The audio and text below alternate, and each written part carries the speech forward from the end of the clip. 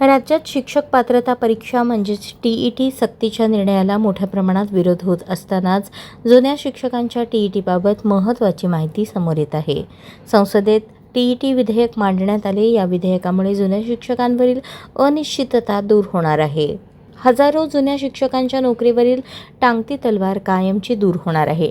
TET उत्तीर्ण होण्याबाबतच्या निर्णयामुळे गेल्या काही वर्षांपासून जुन्या शिक्षकांच्या नोकरीवर टांगती तलवार आहे. शिक्षक पात्रता परीक्षेच्या अनिवार्यतेबाबतचे विधेयक संसदेत मांडण्यात आले. त्याला मंजुरी मिळाल्यावर देशातील वरिष्ठ आणि अनुभवी शिक्षकांना TET म्हणजेच शिक्षक पात्रता परीक्षेच्या अनिवार्य अटीतून सूट मिळणार आहे.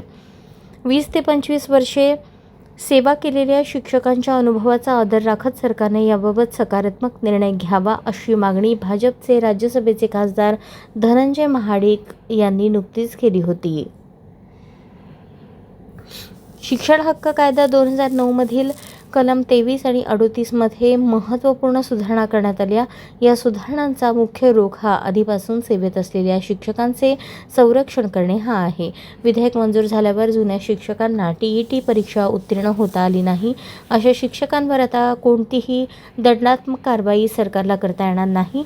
त्यांना सक्तीची निवृत्ती देणे, नोकरीतून कमी करणे किंवा त्यांचे सेवाविषयक फायदे रोखणे यांसारखी कठोर कारवाई करण्यावर कायद्याने बंदी करण्यात येईल.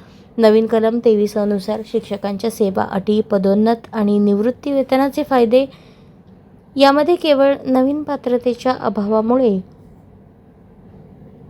कोणताही बदल किंवा कपात केली जाणार नाही. जुन्या शिक्षकांचे वेतन आणि पदोन्नतीचे मार्ग पूर्वीप्रमाणेच मोकळे राहतील असे या विधेयकात म्हटले आहे. अशाच नवनवीन अपडेटसाठी जनता राज्य न्यूज चॅनलला सबस्क्राईब करा, लाईक करा आणि शेअर करायला विसरू नका.